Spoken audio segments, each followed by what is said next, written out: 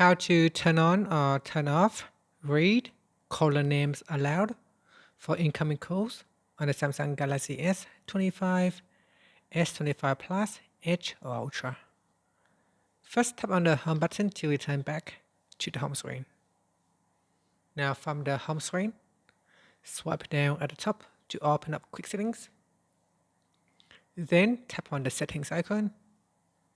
After that, scroll down and then tap on accessibility. Next, tap on interaction and dexterity. Now we go down to the interactions section and tap on answering and ending calls. In here, tap on read caller names aloud. Tap on the toggle button to switch it on or turn it off. Okay, so in here we can turn it off or switch it on. Tapping on the left hand side will allow you to choose to use over Bluetooth and headphones only or always. Or you can turn on or turn off read caller names twice. And finally, tap on the home button to go back to the home screen. And that's it. Thank you for watching this video. If you find it helpful, please like and subscribe to my channel for more videos.